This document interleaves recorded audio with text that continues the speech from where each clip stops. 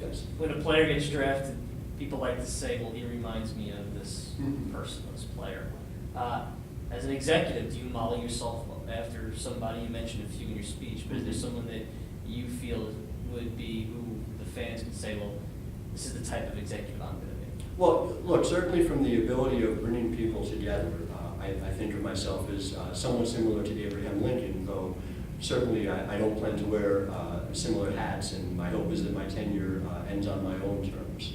In terms of baseball players, baseball executives rather, Theo Epstein is certainly someone who I'm very impressed with, but no, I plan to bring a particular approach and particular passion that is fundamentally my own. I think that is the most important thing that I can do, and more importantly, in a way that while Epstein has been very successful, I think it's necessary that I go ahead and channel what I hear from the fans. So certainly in the coming weeks and months, as I run in my 20 primaries, I'm also going to be conducting over the next 10 days a listening tour. I would encourage everyone to go to megdalforgm.com, which is now up and running. And over at baseballthinfactory.org, I'm going to have an open source listening tour for the next 10 days. And so through that, I'm going to get a sense of what it is, not merely that will make the Mets successful, but will also make them most enjoyable in the minds of fans. And I believe in something that extends beyond just on the field. I believe in something that extends to banner day, which is something that I think should return.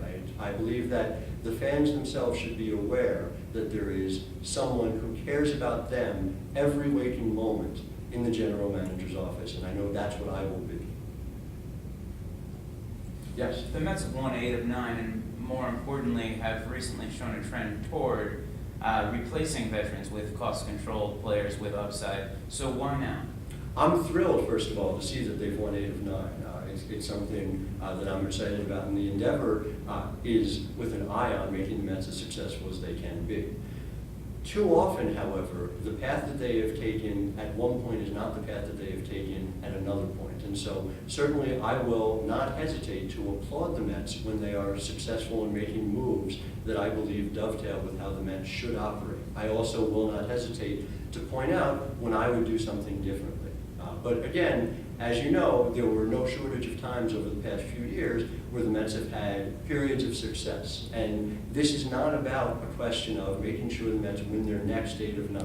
This is about making sure that the plan is in place for the Mets to be successful in 2015 and in 2020 and in many years to come after that as well.